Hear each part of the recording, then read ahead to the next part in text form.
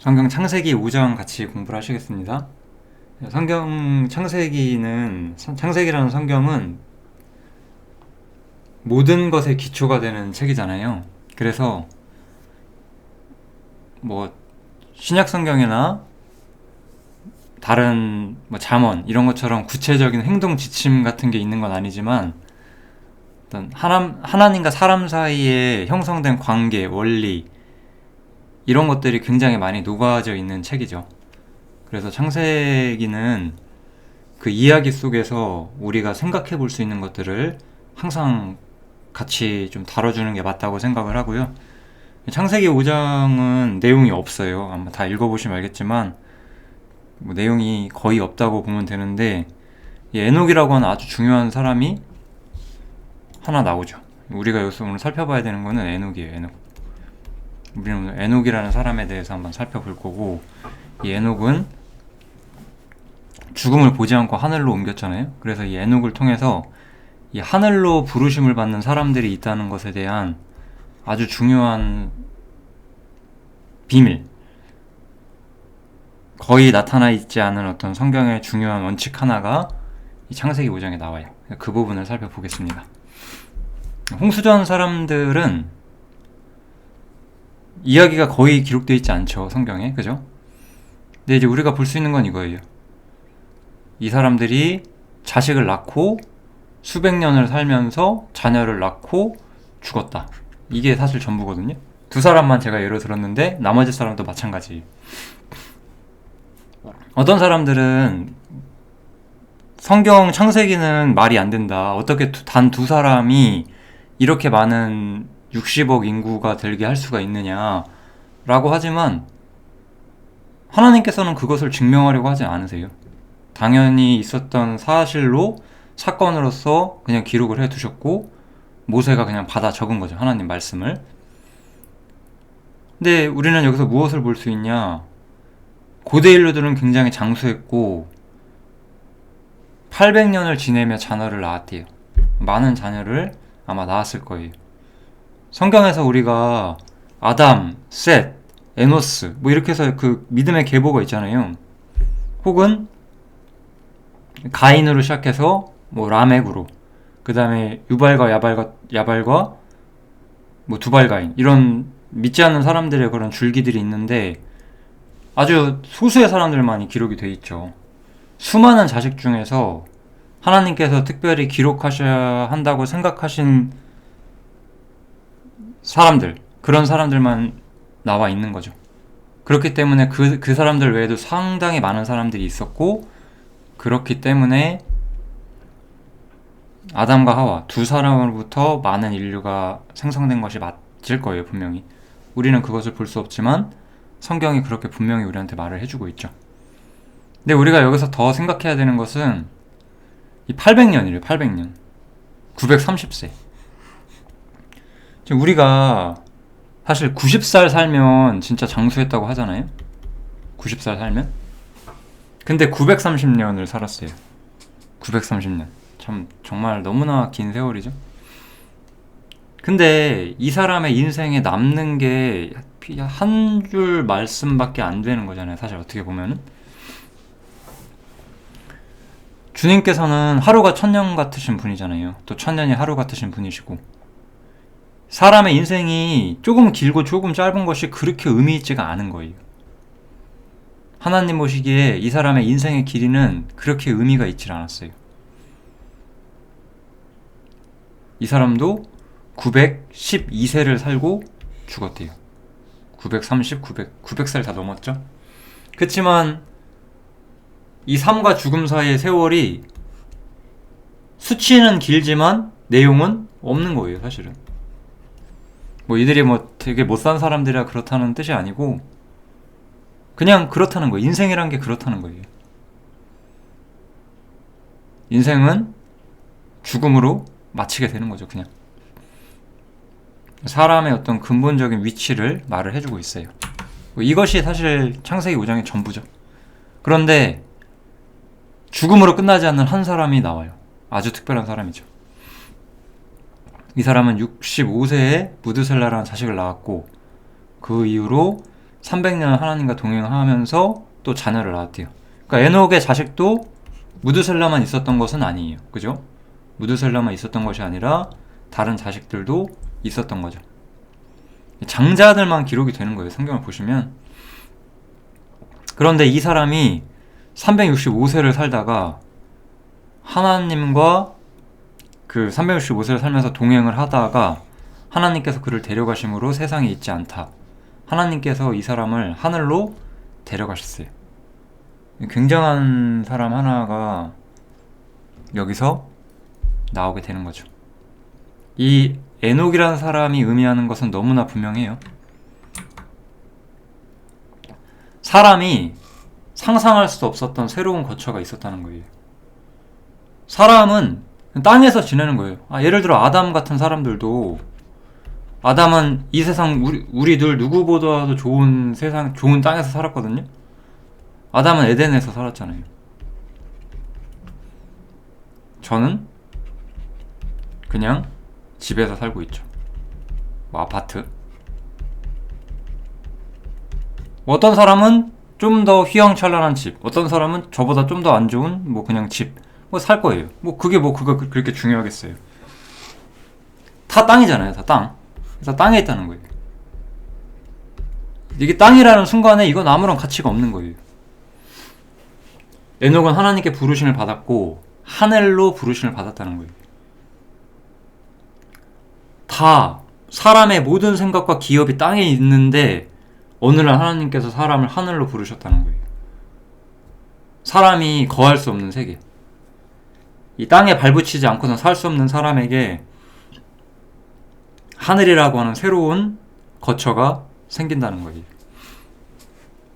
이거는 구약시대 모든 사람들이 가지고 있는 생각이고 이방인들도 어차피 이 생각을 넘어가지 못하죠. 예수님께서도 유대인들에게 말씀하실 때 하나님에 대한 신뢰를 가지고 온유함을 가지고 이 땅을 사는 사람들에게는 땅을 기업으로 받는 복이 있을 것이다 라고 말씀해 주시면서 사람에게는 땅이 전부라는 것을 어느 정도 인정을 해주시고 계세요. 이것은 물론 이제 믿지 않는 사람들에게 통하는 건 아니고 성도들 중에서 지상백성, 그 이야기를 하는 거예요. 그래서 아무튼 여기서 우리는 오늘 에녹과 노아에 대해서 제가 조금 이야기를 할 거예요. 에녹과 노아. 에녹은 하늘로 부르심을 받은 사람이에요. 노아는 땅에서 기업을 얻는 사람인 거예요. 이제 노아에 대한 이야기를 이제 6, 7, 8장에서 할 텐데 거기서는 이제 노아 자신에 대한 이야기를 많이 하고 여기서는 그냥 에녹과 노아를 비교하면서 사람을 하나님께서 어떻게 부르시고 계획하시는지 그거를 전체 그림을 정리를 해볼게요. 그래서 온유한 자는 복이 있나니 저희가 땅을 기업으로 얻을 것이다. 이거는 바로 요기에 속하는 이야기가 되는 거죠. 사실 요기. 그런데 에녹은 하늘에 속한 사람이 되는 거예요. 이 이야기를 해보겠습니다. 자, 바울 사도는 교회가 하늘에 올라갈 것이라고 말을 해요. 주님께서 호령과 천사장의 소리와 하나님의 나팔로 하늘로 쫓아 강림하실 것인데 그때 그리스도 안에서 죽은 자들, 먼저 잠자는 자들이죠. 그 사람들이 먼저 일어나게 될 것이고 그 후에 우리 살아남은 자도 저희와 함께 구름 속으로 끌어올려질 것이다 라고 말을 하고 있어요. 우리 살아남은 사람들이 2000년간 그리스도인들이 세상에 있어 왔고 많은 우리의 믿음의 선배들이 이미 잠자고 있거든요. 어쩌면 우리도 잠자게 될지도 모르죠. 아닐 수도 있고요. 어쨌든 우리의 운명은 확실해요. 먼저 잠들게 된다면 그리스도 안에서 먼저 일어나고 그 다음에 살아남은 사람들도 저희와 함께 먼저 죽은 자들, 먼저 잠자는 사람들과 함께 구름 속으로 끌어올려서 공중에서 주를 영접하게 될 것이다 라고 말하면서 하늘에서 주님과 함께 있을 것이라고 분명히 말을 하는 거예요. 이걸 보면 어떤 사람이 떠오르나요? 에녹이 떠오르잖아요. 에녹은 하늘로 부름받는 사람이 있다는 것에 대한 아주 중대한 어떤 사건을 아주 희미한 계시로서, 명확한 말씀이라기보다는 희미한 계시로서, 역사의 사건으로서 성경에 기록이 되어 있는 거죠. 교회는 이렇게 하늘에 올라가서 주님과 함께 세상을 심판하는 입장에 서 있는 거예요. 교회가 하늘에 올라가지 않는다면 이것을 설명할 수가 없는 거예요. 우리 생명이신 그리스도께서 나타나실 그때에 너희도 그와 함께 영광 중에 나타날 것이다 라고 말하죠. 여기서 우리 생명이신 그리스도께서 나타나신다는 것은 땅에 나타나신다는 거예요. 땅에 주님이 나타나시는 그때에 너희가, 교회가 영광 중에 함께 나타날 것이다 라고 말하는 거죠. 에녹 본인도 이야기를 했다고 성경에서는 전해지고 있어요. 에녹이 사람들에게 예언하여 이르되 보라, 주께서 그 수만의 거룩한 자와 함께 임하셨나니 라고 말하죠. 우리가 성경에서 알 수 있는 건 그래서 이거예요. 주님이 지상 재림을 하시는데 그 이전에 공중 재림이 있다라고 분명히 성경에서 말을 하고 있는 거예요. 그래서 여기서 주님과 교회가 먼저 하늘에서 만나게 되고, 주님이 지상을 심판하러 내려오실 때 교회가 함께 내려와서 세상을 심판하는 일에 함께 한다라고 이야기를 하는 거예요. 그렇게 됨으로써 교회의 위치는 하늘에 속했다는 것을 분명히 말을 하고 있는 거죠. 다시 한번 우리가 노아와 에녹을 보면, 우리 지상 재림을 하게 되면 지상에서 이제 그 양 같은 사람들과 염소 같은 사람들이 있게 되죠. 심판에 들어가는 사람들이 있고, 여기서 이제 구원을 받게 되는 사람들이 있어요. 이 사람들은 교회와는 다른 사람들이에요. 우리를, 이 사람들을 환난 성도라고 부르기도 합니다. 환난 성도. 사람들은 여기서 이 환난 성도들이 이스라엘에 14만 4천 명만 있다고 생각을 하는데, 이스라엘 14만 4천 명 더하기 흰옷 입은 무리들이 있다라고 말을 해요. 셀 수 없는 이방인의 무리들이 함께 있을 겁니다. 아무튼 지상재림이 분명히 있고 그때 세상을 심판하는 거죠. 그럼 노아는 어떤 거예요? 노아와 에녹의 위치를 우리가 여기서 딱 보면 너무나 정확하게 확인할 수가 있죠. 에녹은 여기 있는 사람이 존재함을 의미하고 있고, 노아는 심판을 이기고 심판으로부터 구원을 받는 사람을 의미하는 거잖아요. 그래서 이 대홍수가 물이라면은 이거는 불심판이잖아요. 그죠? 거기서 살아남아서 하나님의 나라에 들어가게 되는 그런 백성들이 있다. 노아의 위치에 사람들이 있다라는 거예요. 성경은 이 두 가지가 분명히 따로 이야기가 되고 있습니다. 이것을 보는 것이 중요한 거예요. 그래서 노아에 대한 이야기를 좀 해볼게요. 이거를 구분하는 것은 때로는 좀 중요하실 수가 있습니다. 뭐 아닐 수도 있는데 좀 또 중요해지는 시기가 와요. 특히 이제 변론을 하거나 또 이 종말에 대해서, 이 계시에 대해서 잘못 해석할 경우에 좀 이상한 생각들을 할 수가 있기 때문에 어떤 점에서는 좀 필요하기도 하죠. 그러니까 이 구약 성경에 있는 수많은 예언들은 대부분 전부 다 이스라엘에게 적용이 돼요. 시온에 남아있는 자, 예루살렘에 머물러 있는 자, 곧 예루살렘에 있어 생존한 자 중 능명된 모든 사람은 거룩하다 칭함을 얻으리니, 이렇게 말하고 있죠. 심판을 지나서 용서를 받고 정결케 되는 사람들이 있다는 이야기를 분명히 하고 있는 거잖아요. 노아와 같은 사람들. 요거는 이사야고 요거는 스바냐네요. 스바냐 성경인데, 그날에 네가 내게 범죄한 모든 행위를 인하여 수치를 당하지 아니할 것은 그때 내가 너희 중에서 교만하여 자랑하는 자를 제하여, 주님께서 교만하여 자랑하는 자들을 제한다고 심판을 먼저 집행하신다고 이야기를 하는 거죠. 그리고 내가 곤고하고 가난한 백성을 너희 중에 남겨둘 것이다 라고 말씀을 하셨고, 그들이 여호와의 이름을 위탁하여 보호를 받을지라. 이것도 이스라엘에 대한 이야기를 분명히 하고 있는 책입니다.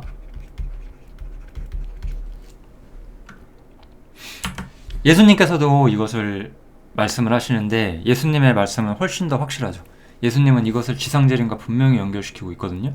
노아의 때와 같이 인자의 임함도 그러하다라고 말해요. 여기서 인자의 임함은 예수님의 지상재림을 의미를 하는 거예요. 그래서 홍수 전에 노아가 방주에 들어가던 날까지 사람들이 먹고 마시고 장가들고 시술 깔고 있으면서 홍수가 나서 저희를 다 멸하기까지 깨닫지 못하였으니 인자의 임함도 이와 같을 것이다. 사람들이 주님의 지상재림이 임박했을 때 그것을 이해하지 못할 것이라고 분명히 말하죠. 노아 때도 그랬다고 말하는 거예요. 그리고 노아는 그 심판에서 심판을 예비함으로써 구원을 받은 사람의 상징인 거죠. 여기서 말한 심판은 즉 우리가 죽은 뒤에 언젠가 백보자 앞에서 서는 심판을 말하는 것이 아니잖아요. 지상에 예상치 못한 시기에 지상에 심판이 있을 것인데 그걸 대비하지 못했다는 거죠. 노아는 대비를 했는데. 그것처럼 요때 주님께서 지상에 오셔서 심판할 때 이때 노아처럼 대비한 사람과 대비하지 못한 사람이 있다는 거예요. 그래서 이것은 이스라엘과 환난 성도를 말하는 것이지 교회를 말하는 것이 아닌 거예요. 그때 예수님께서 또 이 얘기를 하죠. 그때 두 사람이 밭에 있으면 하나는 데려감을 당하고 하나는 버려둠을 당할 것이다. 이 구절. 이거는 이제 환난 자체가 있다는 것은 다 아는데 이건 약간 오해를 좀 풀기 위해서 좀 말씀을 드릴게요. 이걸 이제 공중재림으로 착각을 하는 경우가 있습니다. 왜냐면 이 한국어 어감 때문에 그런데 이 데려감이 이제 휴거다. 이것이 이제 우리가 공중재림이고 버려둠은 심판이다. 이렇게 말을 하는 거거든요. 이렇게 해석을 하면서 이제 이것이 휴거와 공중재림을 상징한다고 하는데 분명히 노아의 때와 같이라고 예수님께서 말씀하셨어요.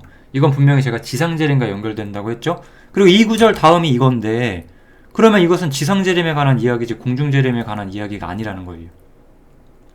이 구절의 핵심은 어쨌든 의인과 악인이 분리된다는 걸 의미하는 것이지 휴거를 상징하고 있는 장면이 아닌 거예요. 이거는 휴거나 공중재림을 상징하는 장면이 전혀 아니고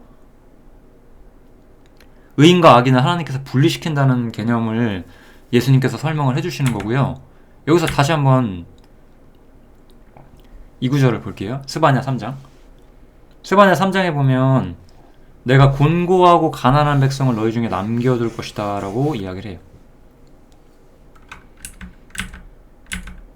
그래서 여기 보시면 요 구절 한번 볼게요. 요게 이제 이거잖아요. 한 사람은 데려감을 당하고 한 사람은 버려둠을 당한다는데 요거잖아요. 요게 이제 남겨진다는 뜻이에요. 이게 남겨진다는 뜻이고 요게 데려감을 당한다는 뜻인데 요 밑에 있는 것은 이 구절에 대한 영미권 성경학자들의 관점인데요. 제가 그냥 설명을 해드릴게요. 이 구절에 보면 여기까지 주님의 이름을 믿는 공고한 사람들이 남겨지게 될 것이다. 여기 보면 천년왕국의 축복에 남겨지게 될 것이고 이 사람들을 이스라엘의 남은 자라고 한다. 이렇게 써 있잖아요, 지금. 그러니까 이 구절에 대한 버려둔과 남겨짐에 대한 생각을 우리랑 거꾸로 한다는 거예요. 우리가 이 구절을 좀 한국어 번역을 좀 이상하게 해가지고 이게 데려가서 휴거고 이게 심판받는다가 되는데 남겨지게 된 사람들은 이 천년왕국의 축복에 들어간다라고 말을 하는 거거든요. 그러니까 이 구절은 지상재림에 관한 말씀이고 주님이 오시게 될 때 하나는 남겨지게 될 것이에요. 이 땅에 남겨져서 천년왕국의 축복에 들어가는 노아와 같은 입장에 있는 사람들, 그거를 이야기하는 거죠. 그래서 데려간다는 건 그래서 휴거가 아니라 심판에 끌려가는 거죠. 이런 뜻이 되는 겁니다, 이게. 뭐 아무튼 제가 이걸 굳이 쓴 이유는 그러니까 나 혼자 이렇게 해석한다라고 오해하실까봐 써는 거예요. 다른 사람의 의견을. 이 글을 쓴 사람은 그 영미권 사람입니다. 한국인이 아니에요. 한국인이 아니고 그 영미권에 있는 신학자들이 기록을 해놓은 거예요.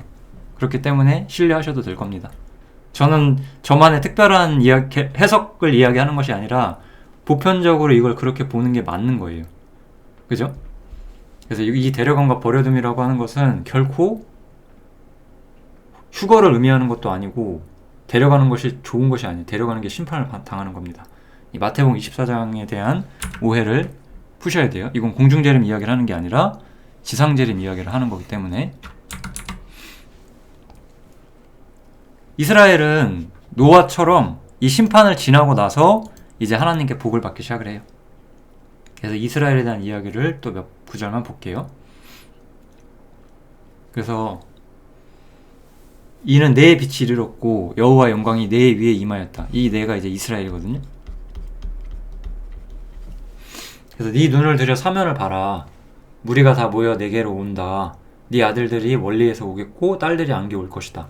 그때 바다의 풍부와 열방의 재물이 너에게 올 것이다.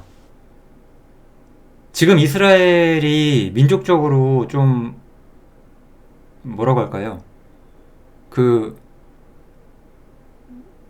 팔레스타인하고 전쟁을 해서 이겼죠. 팔레스타인하고 전쟁을 좀 많이 해서 좀 이기고 있고 지금도 팔레스타인하고 싸우고 있는데 그래서 어쨌든 지금 가자지구라고 하는 그 지역 있잖아요. 텔아비브 근처 그런 데를 이제 이스라엘이 지금 장악을 했고 거기서 굉장히 지금 풍요로운 국가로 살고 있거든요. 이 구절이 성취됐다라고 하는데 이 구절은 그래서 지금 전혀 성취가 되지 않았습니다. 이 구절을 성취됐다고 말하면서 이게 이제 바다의 풍부가 이제 사해에 보물이 많대요. 정신 나간 해석법을 쓰는 거죠. 이렇게 보시면 안 돼요. 이런 것들은 이런 건 그런 뜻이 아니고 정말 주님께서 심판 이후에 제가 말했잖아요.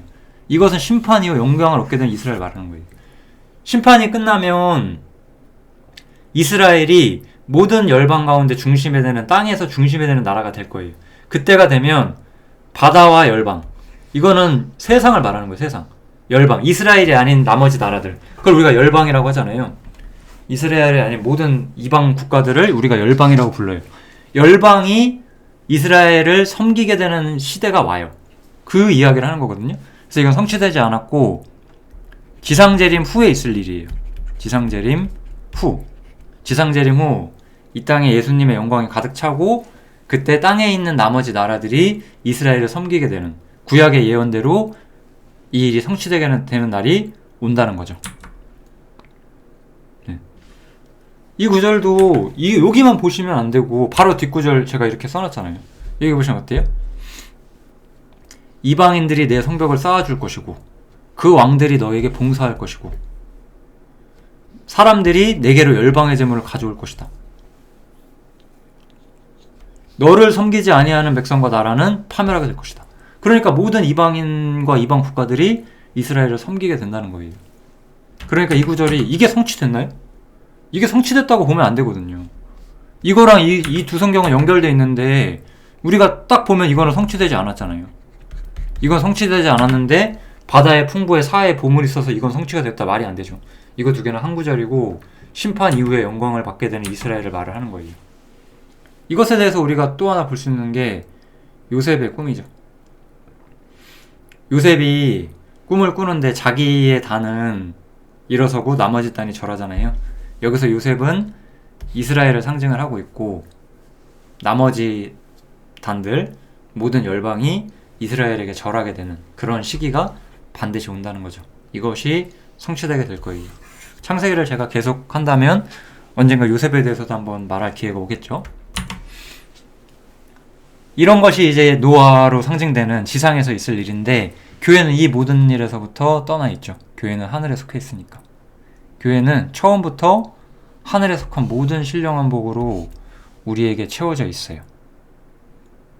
요한계시록에도 보면 거룩한 성 새 예루살렘이 하나님께로부터 하늘에서 내려온다고 해요.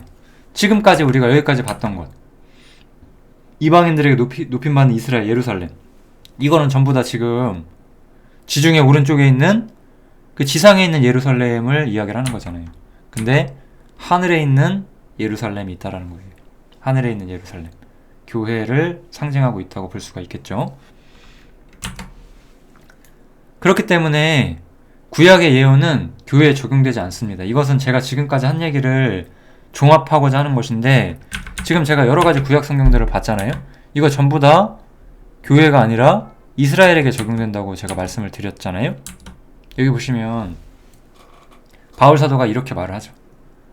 이것을 읽으면, 여기서 이것이라고 하면 이제 에베소서인데요. 에베소서를 읽으면 그리스도의 비밀을 내가 깨달은 것을 너희가 알 수 있을 것이다 라고 말하면서, 자기가 깨달은 그리스도의 비밀이 뭐냐, 이제 그의 거룩한 사도들과 선지자들에게 성령으로 나타내신 것 같이 다른 세대에서는, 다른 세대, 그러니까 바울 이전의 세대를 말하는, 세대는 그 시대를 말하는 거기 때문에 일종의 다른 시대, 바울 이전의 시대에서는 하나님께서 이것을 가르치시지 않았다고 말하는 거예요.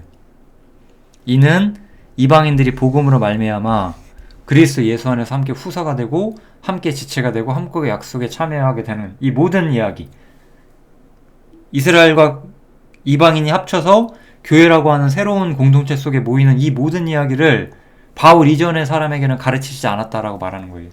그러면 여기 나와 있는 바울 이전의 사람들, 이 사람들은 그걸 배웠을까요? 안 배웠을까요?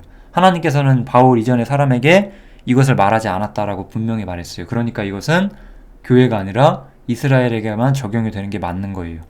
이런 게 굉장히 중요해요. 이런 게 왜 중요하냐, 제가 마지막으로 왜 중요한지 하나만 예를 들어볼게요. 제가 여기서 쓰는 성경들은 제가 언젠가 다 어디선가 어떤 사람이 이상하게 말하는 걸 들어본 적이 있기 때문에 쓰는 건데, 이런 거예요. 어떤 사람이 저한테 옛날에 말을 했어요. 에스겔 성경을 보면서 너무 감동을 받았대요. 여호와의 권능이 내게 임하셔서, 에스겔이 하는 말인데, 골짜기에 가서 보니까 뼈가 가득했대요.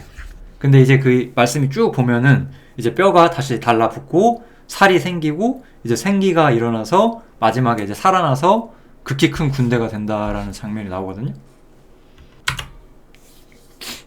그러면서 이제 너무 이 말씀이 감동적이라는 거예요. 그러면서 말하기를, 자기가 이렇게 마른 뼈인데 하나님 말씀을 보니까 내가 이렇게 군대처럼 강해졌다라고 말하는 거예요. 그런 거 들으시면 감동이 됩니까? 감동되면 안 돼요, 그런 게. 왜냐면 이런 건 되게 심리적으로 내 마음을 채워주는 것 같지만 이런 말씀 가지고 사람이 변하질 않아요.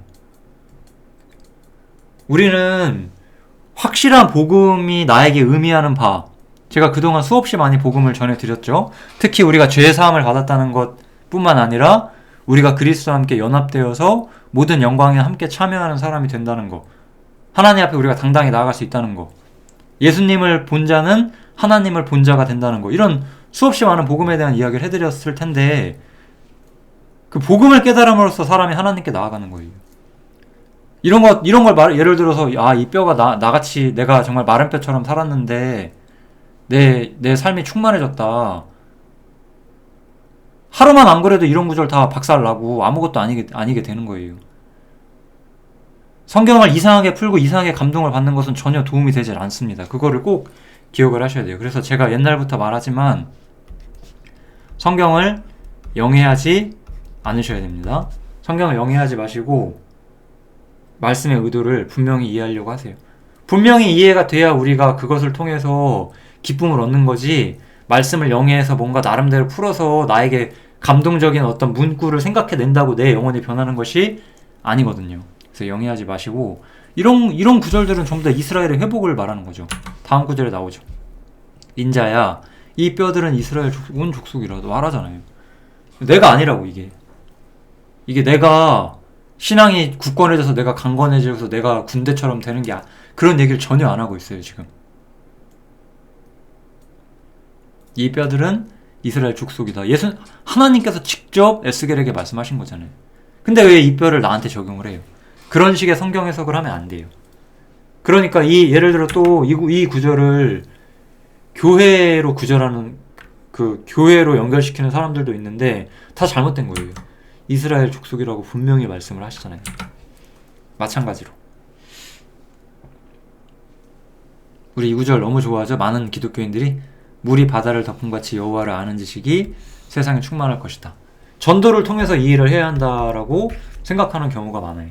이 구절 절대 성취되지 않습니다. 왜냐하면 물이 바다를 덮은 같이 여호와를 아는 지식이 세상에 충만한 것은 언제 있는 일이냐면 주님께서 지성재림한 이후에 있게 되는 일인 거죠. 이것도 같은 연장선에 이 말씀이 있죠. 여호와께서 열방을 향하여 기후를 세우시고 이스라엘의 쫓긴 자를 모으시며 땅 사방에서 유다의 이산한 자들을 모으시리니. 이스라엘이 올바른 자리에 서게 될 때 이스라엘 가운데 하나님이 거하시게 되고 그때 열방이 하나님을 인정하게 될 것이다. 그 이야기를 하는 거예요. 이스라엘과 교회를 구분을 하는 것이 굉장히 중요하기 때문에 제가 오늘 에녹과 노아를 좀 말씀을 드리면서 이런 이야기를 같이 좀 드렸습니다. 창세기 5장은 인생이 태어남과 죽음밖에 없다라고 이야기를 하고 있지만 그 중에서 죽음을 보지 않고 하늘에 올랐던 사람들의 이야기, 그리고 심판을 넘어서서 구원을 받고 지상 백성이 되는 사람들에 대한 이야기, 에녹과 노아 이야기를 조금 드렸습니다. 이 에녹과 노아에 대한 상징적인 메시지는 다 전했기 때문에 이제 노아 홍수에 대한 이야기는 그냥 사건에서 우리가 좀 볼 수 있을 것들만 보고 넘어가도록 하겠습니다. 창세기 5장 여기서 마치겠습니다. 감사합니다.